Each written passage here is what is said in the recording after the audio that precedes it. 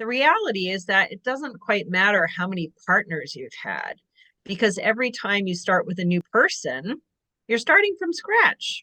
You have Hmm. to learn what they like. Just because your last three partners really enjoyed a particular technique you did doesn't mean that your current one will.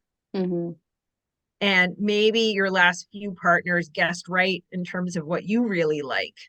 Or maybe they did something new that was particularly pleasurable, but it doesn't mean your new partner will.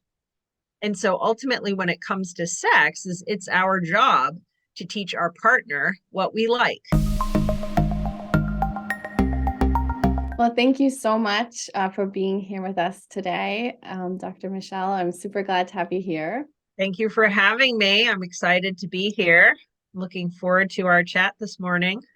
Yes, me too. Very excited. And yeah, I'm super excited to ask you a lot of questions. I have a lot of questions for you, but we'll just see how much we cover today. In your field of work, being a sex therapist, I guess the first question I want to ask you is, what is the most common question that you get asked by women, maybe specifically single women? Hmm. So, a lot of the women that I see are struggling with arousal, orgasm, desire, or some experience pain. But no matter who they are, there's always questions about sex. Is this normal? Is that normal? Is this okay? I feel really bad that I'm thinking about this in this way. Should I not be thinking about this? Is it bad to think about this? I can't believe I've only had, these experiences. Um, so there tends to be, at least when people come to see me, a problem of some kind. Hmm. And it sounds like a lot of insecurity around those areas. Very much so. That's, I think, a good way to encompass it, is that Hmm. somewhere along their journey, they have felt judged or ashamed or bad for some sexual feelings or experiencing pleasure. A lot of the women I see will actually talk about how um, their journey, their childhood, their experiences in school or with family or other important communities to them gave them the message, not even, explicitly, but that women aren't supposed to enjoy sex. And even when I Hmm. think about songs of my upbringing or movies in my upbringing, there was always this message that there was a woman you wouldn't want to bring home to your mom. And the perception of her is typically one that, wears shorter skirts and shows some cleavage and gives the appearance that she likes sex. And Hmm. so while many women will say, intellectually, I know it's okay, when it comes time to engage or and feel pleasure, they have this feeling of guilt or shame or embarrassment. Yeah, that takes me back to just as you were talking about that, the girl that you don't want to bring home to your family. It made me flash back to like high school. And it I remembered like the way that I as a woman would view other women that had sexual experiences or that were sexually active was slut. Yep. And then, of course, this is common knowledge, but on the other hand, you had the guys that were sexually active and they were players.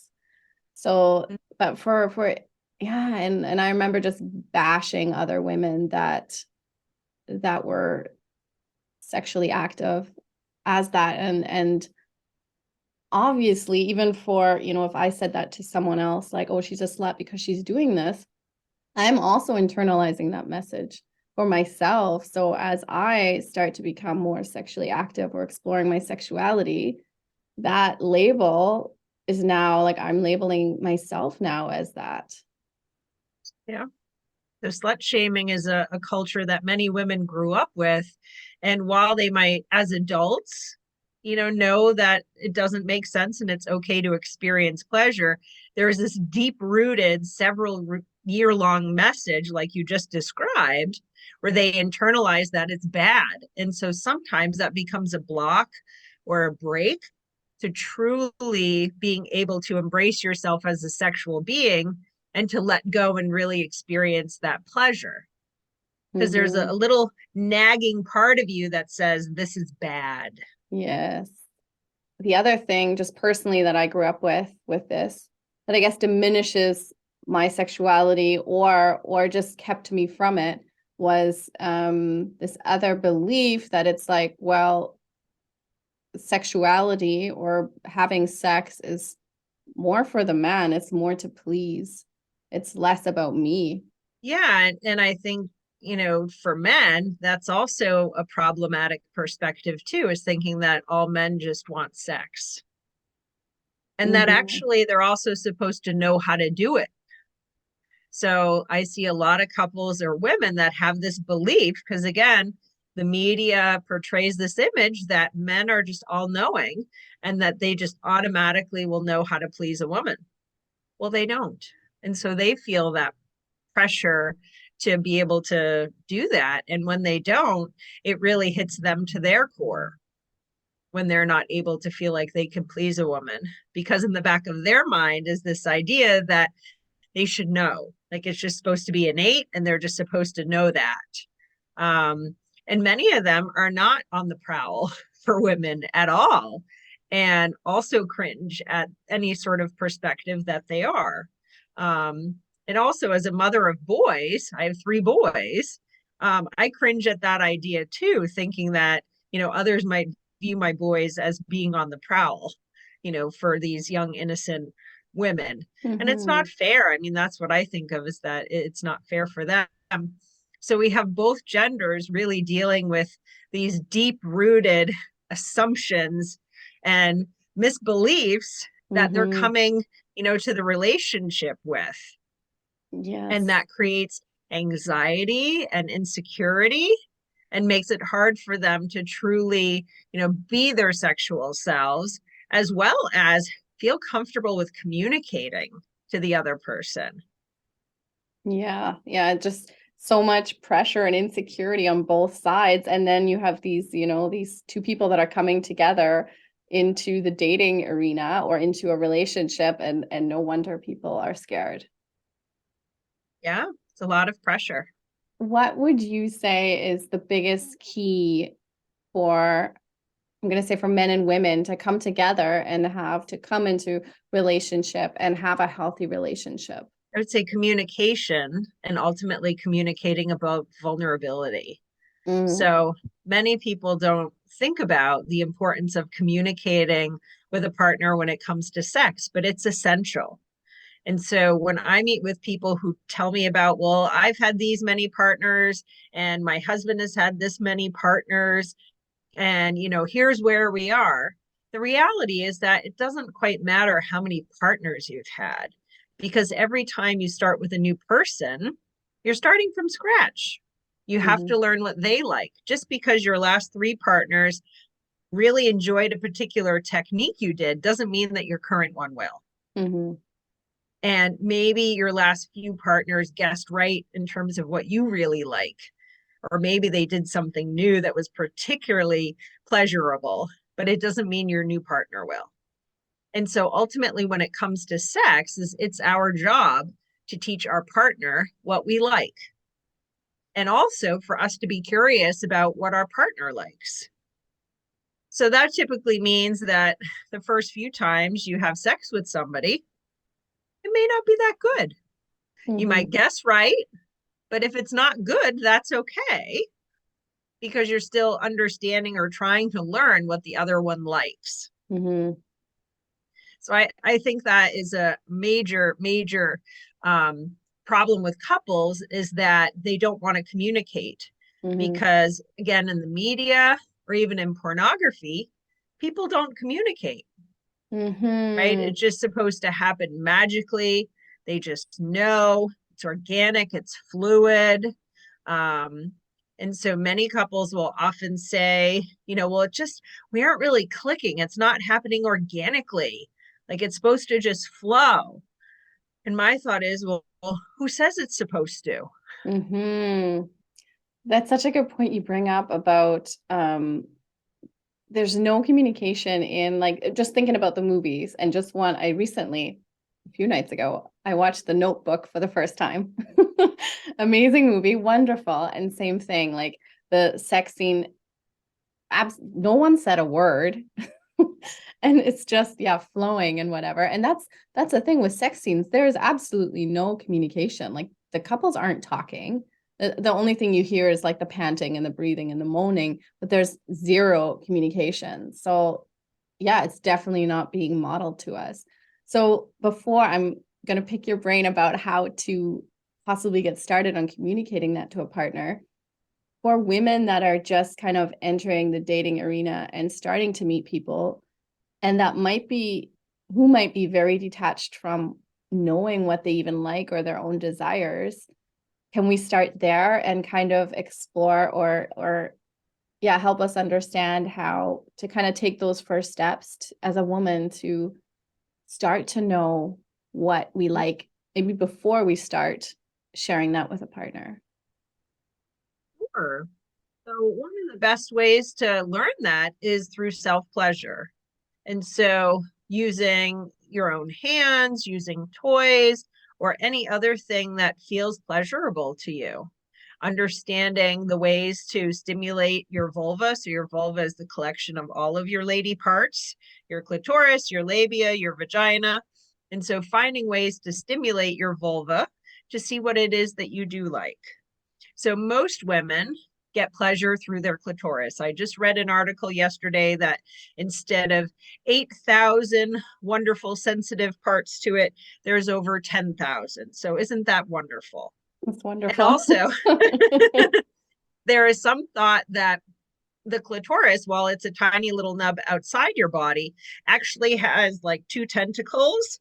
Kind of reminds me of like with your teeth, right? With the roots of our teeth, they go down into our gums, and we have all kinds of sensations because of that. Your clitoris is similar, except they're much longer and they come right up next to your vaginal muscles.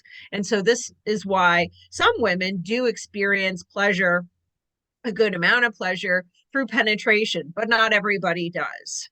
So it's important to just know for yourself what works, what doesn't. How do you prefer your clitoris to be stimulated? Or do you prefer penetration and clitoral stimulation, right? What are the things that you like and you don't like? And Mm-hmm. so being able to communicate this, whether verbally or with sound or moving somebody's body part, whatever it may be, to let them know what feels good, what doesn't feel good. Mm-hmm. And so spending that time with yourself to have that curiosity, I think will help you be able to communicate more clearly. And also, it's a time, I think, for those that journal or meditate, to kind of pair the two together to see Mm-hmm. what are some of those negative messages that we talked about earlier that could be coming up.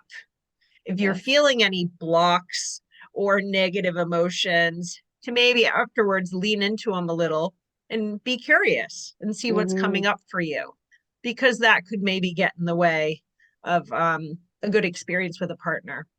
My own journey with self-pleasure, for the longest time, I thought like masturbation was for men. And I didn't Mm-hmm. think it was like, as women, we get to participate, or it was like, well, no, of course not. Like, and even the way I viewed it when men masturbated, it was like, okay, an eye roll type thing. So I didn't start like self-pleasuring myself till probably my mid to end 20s. So very recently. And not that recently, actually. Let's not lie. But it was yeah, a really interesting journey. And I'm at a point now where I've discovered that, I can provide pleasure to myself. I can feel really good. And yeah, just learning what feels good for me was really, really important, I think. Yeah, absolutely. And so the only caveat I'd say is that if you are going to use sex toys, please know that there is nothing on a man's body that can replicate a sex toy. And so you just want to make sure there's a lot of different ways to please yourself that he could replicate. Mm-hmm. There are some toys that come closer to it. Like there's, clitoral stimulators for suction rather than vibration. You could do that, probably not as consistently or for as long as the toy can, but Mm-hmm. nonetheless, a little bit more so what a man's body can do. Mm-hmm. Or fluttering or multiple sources of penetration. Um, I met with a client recently who is dating and has some kinks, but she was saying how the guys that she's hooked up with, the sex wasn't very good. And so we ended up talking about, well, when she goes on a date, she'll bring a condom and her favorite clitoral stimulator toy.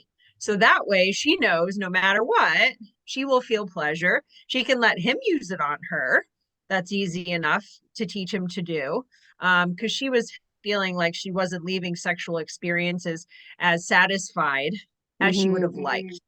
And so part of that is just her advocating for her pleasure by bringing her favorite toy with her. So small enough to fit in your purse, ladies, nothing too crazy, right? And a condom or two. If that's where you go with the night, then that's okay. Mm-hmm. But Mm-hmm. really knowing to advocate for your pleasure. I spoke to a woman recently who we were talking about self-pleasure, and she said self-pleasure with my hand has never worked for me. She uses toys, and but as we were talking, it kind of turned out that she said, I don't have the patience for my hand. I don't have the patience for that. And so I'm just wondering, what do you think about that? Like not exploring yourself with your hand and just using toys is, yeah, is there anything that your thoughts around that at all? Yeah, I mean, it might be that that's what she's learned about herself. I mean, it's good to know like where all of your parts are, right? What are your labia? Where's your clitoris? Where do you urinate? Because it's in a different place. It's not your vagina. I've had some women think that. To know what the inside of your vagina feels like, even if you're not experiencing pleasure from it per se, but just to kind of know it's a part of you. What does this feel like? Um, I can understand that, at the same time, if her hand can't do what a toy does, and maybe the toy is just more efficient, that's okay for sure. Um, and I don't think there's anything wrong with that. Mm-hmm. If she knows what she likes, she knows what she likes, and just being mindful of, over reliance on a toy. Because again, other people may not be able to um, stimulate the same thing. And so that might Mm-hmm. limit her pleasure. So you don't want that to become a source of frustration. So Mm-hmm. sometimes I might recommend decreasing the vibration toys a little bit Mm-hmm. and trying to find other ways that or other toys that do have things that people could replicate. Mm-hmm. Otherwise it might be super frustrating. That said, you could also use a toy during sex, and so Mm-hmm. maybe finding a toy that isn't too cumbersome. Like usually long thin clitoral stimulators are great when you're in the middle of having sex. You can easily reach your clitoris while being penetrated. Mm-hmm. Okay, good tips there. For sure. I've never used a toy. So there was always something, yeah, I don't know. I think I'm the opposite where I don't know. It just is something that I'm not, I think it scares me a little bit. Might be something to try again on your own. So you could use a toy that penetrates as well as stimulates at the same time and see how that feels for yourself before you Hmm. decide. They make clitoral ticklers that also vibrate too. Hmm. So you can try different things. But many say that having the multiple source orgasm is pretty good. But Okay, then they say again, everyone is that. different, right? There's Hmm. lots of different orgasms you can get, and you do what works for you. Yeah, well, that sounds pretty nice. Multi-source orgasm. It sounds kind of nice. It's kind of interesting.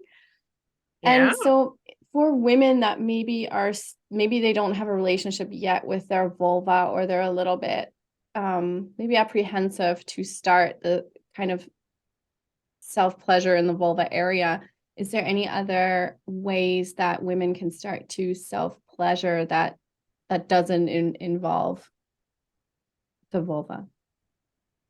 sure.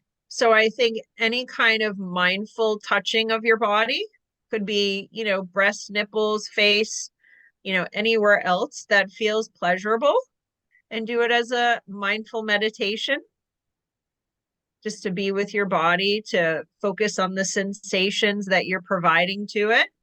Mm-hmm. Maybe express some gratitude or appreciation, or just, sit and enjoy the sensations. And at some point, when and if ready, you can switch to your vulva.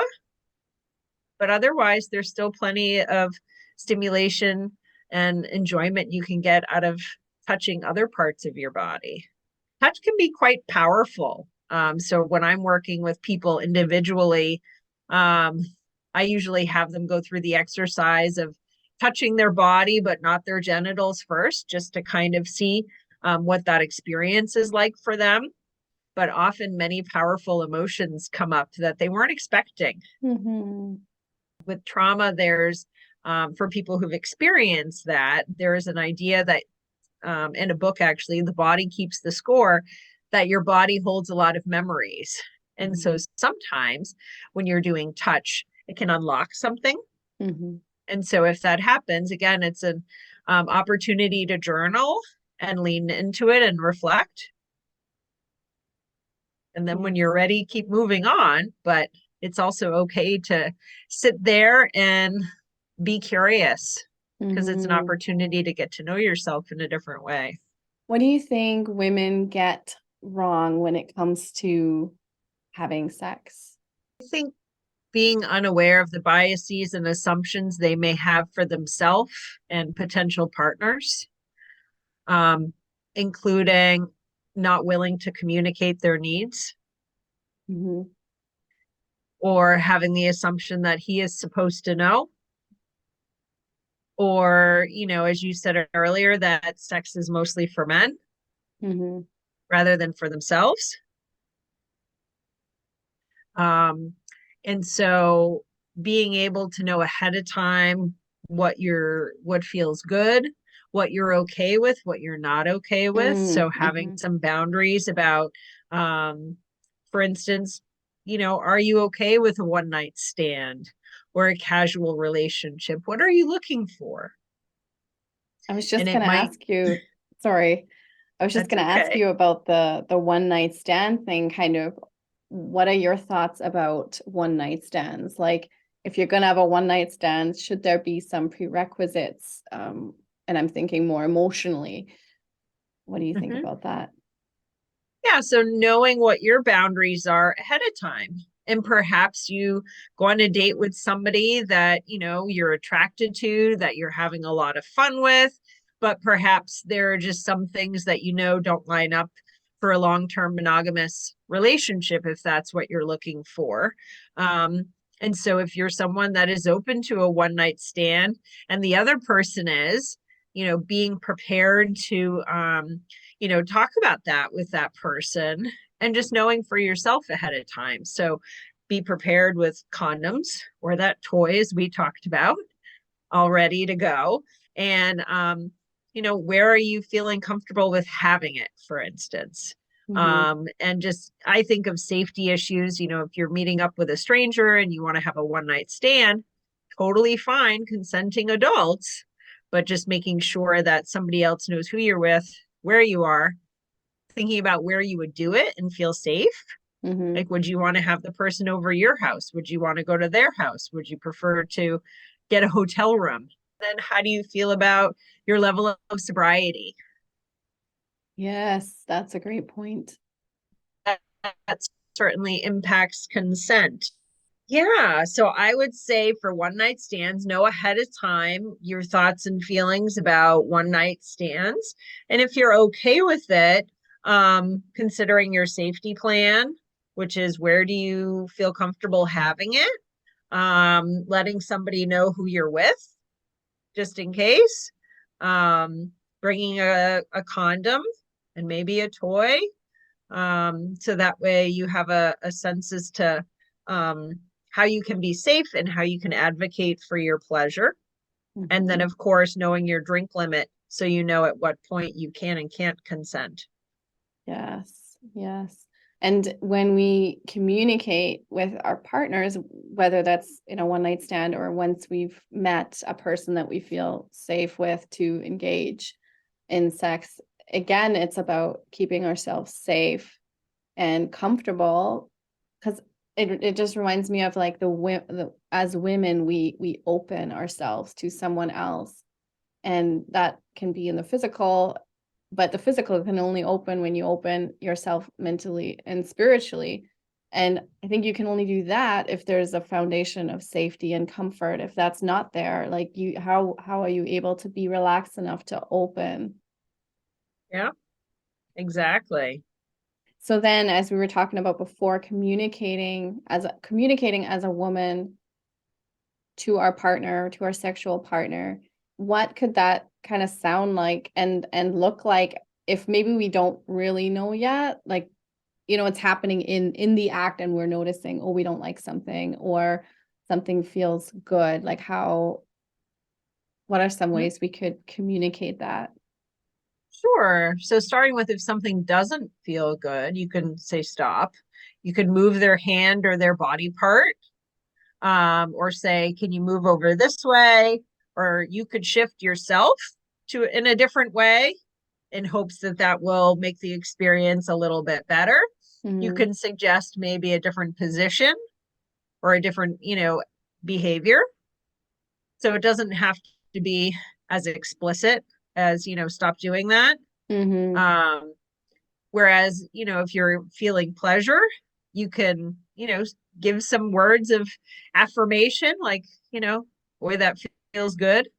Or you could moan, or you could rub something on their body, again, just as a way of letting them know, like, this is really great.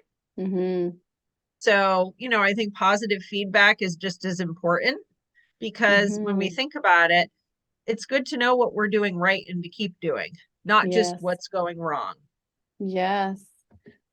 And can you from, because I know you work with men as well, for this, like for, and in this case, a man and a woman, if a woman communicates what she doesn't like, or she does like, how is that for a man? Like, how does the man experience that? With extreme appreciation. Mm-hmm. I think many men have expressed that they'd want to know, right? Their goal is to please their partner. And for many people, men or women, they feel more aroused when their partner is clearly enjoying themselves, right? Mm-hmm. When you're able to give someone pleasure, for many, that is arousing too. And so I think for men, they want to know because they will often get aroused by seeing the woman aroused. So if there Mm-hmm. is a way to do it, they want to learn, they want to be taught. But then we're kind of getting back to this whole idea of like they should just know. Mm-hmm. Well, they don't. They want to know. Yeah. So definitely go into it ready to teach and ready to ask to learn because it goes both ways. Mm-hmm. You also need to learn what works for them. Mm-hmm. And hopefully, that's arousing to you to some degree. But certainly at any point, if they're asking you to do something that you don't really like, that is not comfortable for you, say no. It's Mm-hmm. okay to say no. Mm-hmm. It's not my thing. Or you can give it a try and maybe it's not arousing, but it's not hurtful to you or harmful for you, but it pleases them. So you do it for a little bit. It's up to you what you're Mm-hmm. okay with and not okay with. So that also might be something to consider ahead of time is Mm-hmm. what sorts of behaviors are you okay with? Do you really like? What's arousing? What are some things maybe you're curious about? Or if you had the opportunity, you'd try. And then are there things that are definite non-negotiables, big no's for you? And being comfortable and confident to advocate for that. Yes, I think that's the key. Yeah, and yeah, especially with the kind of insecurity and uncertainty a lot of women have, especially with new relationships, that is the biggest challenge, advocating for yourself, using your voice to, yeah, advocate for your own needs, which a lot of women in my world have been kind of removed from their needs. Yeah, it is hard to do. The Mm-hmm. more you have a sense as to what they are and who you are and who you want, the easier it is to communicate. But knowing that things aren't always that clear. So having an initial idea and then moment to moment, maybe making a decision about how something feels and speaking up. So you mentioned kinks earlier. Yep. So let's talk about that. Yeah, I would love for you to tell us a little bit more about that. What comes to my mind is if I have a fantasy or something that I want to try, but maybe it's like, yeah, a little bit like embarrassing. How do you bring that up? How do you know the other person is into that as well, or what they're into? Like, how do you start that conversation? Sure. So there are dating apps specifically for people with different kinks where you can include your kinks as part of your profile, your kink interests. So that I think is ideal, depending on what that is. That said, if it's not something that's so specific, have it on a dating profile. I think it makes sense to talk to partners about their likes and their dislikes. And ultimately, we're not going to meet someone that shares the exact same sexual interests. Mm-hmm. Kinks are something that for some people are like an additional sexual fantasy that they get aroused to. We all are aroused to many different things, many different potentially types of people doing different behaviors, which is 100% normal. And there are sexual fantasies that we even may really enjoy as a sexual fantasy, but have absolutely no interest in acting out in real life. And there Mm-hmm. are some things that we do want to act out in real life. And there are maybe sexual behaviors, which can include kinks, that might be something that we have to have as part of our arousal menu in order to be able to orgasm. So everyone's a little different. So for some, kinks are things that are bonus menu items. For others, kinks might be a requirement. Okay, I So I get think it. knowing that for yourself. Mm-hmm. Can you give us some examples of kinks? Because I think, you know, people in general, women might think like, oh my God, this thing I have in this fantasy, like no one else has it. I'm a freak or whatever. So I would love to hear what some, I guess, common and maybe not so common kinks are. Sure. So, well, let me start with, so there was a study by Justin Lay Miller about sexual fantasies, and it was done with over 4,000 people, pretty much the largest one ever, and ages were 18 to 87. I love And it. yeah, which is a great range, right? Yes. So the top fantasy that people reported was multi-partner sex was the most common. So threesomes being, particularly common thing for people to fantasize about. The second one was power control, rough sex. So various Mm-hmm. BDSM type activities. Mm-hmm. And that included fantasies about sex being forced on somebody. Again, when there is consent, right? So you're consenting to that role play of sex being forced on you to be act out. And then the third one was novelty, adventure, or variety. So engaging in a behavior you haven't done before. Um, One common one was sex in unique settings or varying locations, or having these unexpected, surprising, or thrilling encounters. So, Mm-hmm. having like the cable guy come to your door and come fix the cable, and then it turns into this unexpected sort of fling, right? That would be one idea. And so the novelty fantasies, I think, are kind of based on the idea that if we have the same kind of sexual behavior all the time, we get bored of it. So I kind Mm-hmm. of think of it like food. If we ate the same thing every day, that would get pretty boring. We Mm-hmm. need a variety. And so sexual fantasies and behaviors are the same. We don't want to do necessarily the same thing. We want a variety. And actually, the number four sexual fantasies was things that were viewed as taboo or forbidden, even disgusting by some people. The most common one was voyeurism. So voyeurism being like peeking in somebody's windows and seeing them having sex or undressed or something like that. Mm-hmm. And believe it or not, number 5 was passion, romance, and intimacy. Oh, wow. Well, it's a fantasy for many people, right? Well, it's the 5th on the list. Mm-hmm. That's So super I like interesting. sharing that Yes. study because I think it can validate for many fantasies that they might have some self-judgment about. Yeah, definitely. And I'm glad you shared that. I saw myself or heard myself in one or two of those as well. So it's neat that, there's many people that Mhm. have these types of fantasies. So, yeah, that's awesome. Sure. Thank you. Absolutely. And, maybe you're somebody that would want to explore some. That's okay. Whether it be through your self-pleasure experience or with a partner that you're feeling safe and comfortable with and can have that conversation of, gosh, I've wanted to try this. How do you feel about that? Mm-hmm. Or even talking about some of your sexual fantasies that each of you have. Mm-hmm. Yeah, and again, it That comes requires safety. exactly what I was just going to say. It comes back to safety, like feeling safe and comfortable, well, within yourself, but also with your partner.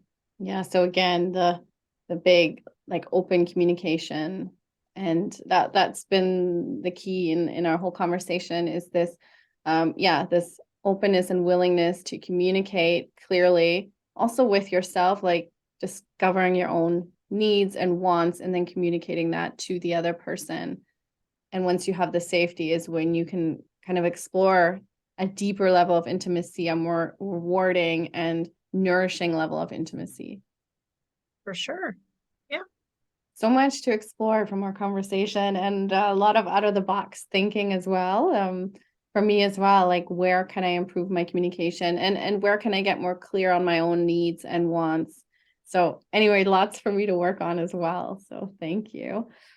Before we go, I do want to ask you if you could give women only one piece of advice today, what would that piece of advice be? Spend some time with yourself exploring to ensure that you have a good idea about your wants, your needs, your boundaries, so that way you can communicate it to others. Beautiful. Thank Communication you. is key. I think you just reiterated that. Hmm. Your voice is important. Final question before we go on a lighter note. I mean, this is all Sure. light. This is all light. I don't know what I just said on a lighter note because it is all, it is all like moving towards the light for anyone who's still a little in the dark. But what's your favorite what's your favorite music to dance to right now? Well, I'd say it depends. It's either techno and dance if I'm so inclined, or I really like 90s hair bands. That's awesome. I love it. I I don't know which one I expected less for you to say. Both of them are a surprise. That's awesome. And Mhm. Dr. Michele, where can women go to find out more about you and work with you? So my practice is sexual health and healing. The website is sexualhealthandhealing.org. We are on Instagram and Facebook. And then I just started a Facebook group called Pain Free Pleasure around women with sexual pain. Okay, awesome. I will make sure to link those in the podcast notes as well. Well, thank you so much, Dr. Michele, for coming on here today and sharing such, juicy, interesting, like fascinating information. And just giving all of us just so much to explore and think about. Thank you. You are so welcome. Thank you for having me, and I look forward to hearing it. You're so interesting. I'm so glad.